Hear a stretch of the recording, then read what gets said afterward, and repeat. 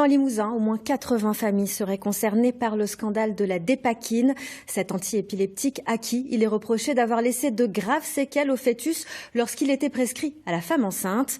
En ce début de semaine, une étape importante vient d'être franchie. Le laboratoire pharmaceutique Sanofi est mis en examen pour homicides involontaires. Camille Chignac et Jean-Marie Arnal ont recueilli les réactions de familles concernées dans la région.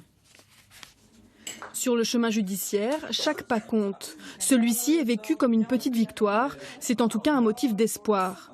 Comme 4000 autres familles, Florence mène ce combat par le biais de l'action collective lancée par l'association APESAC il y a 4 ans. On y arrivera. Ça mettra le temps, mais on y arrivera. On est solidaires. Tous ensemble, on est forts et on restera forts. Les 3 fils de Florence ont été diagnostiqués autistes. Le lien entre la prise de Dépakine pendant ses grossesses et les troubles de ses enfants n'a été établi qu'en 2014.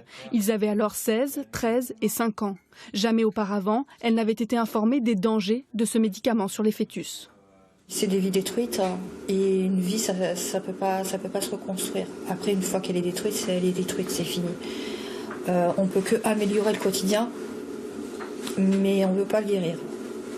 C'est pas forcément de la colère, c'est plus de la peine. C'est de la peine de voir cette faute humaine qui a été réalisée de la part de Sanofi. Quand on fait une erreur humaine, il est important de la réparer et d'en tirer des leçons. Déjà poursuivi dans cette affaire pour blessures involontaires et tromperie aggravée, Sanofi est désormais mis en examen pour homicide involontaire.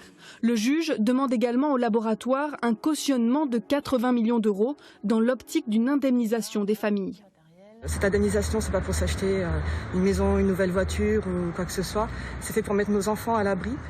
Tout l'ordre du monde ne rachètera pas leur handicap pour que nous, quand nous serons plus là, parce que nous ne sommes pas censés survivre à nos enfants, mais on puisse embaucher des personnes compétentes pour s'en occuper. Sanofi a annoncé hier contester le bien fondé des poursuites judiciaires.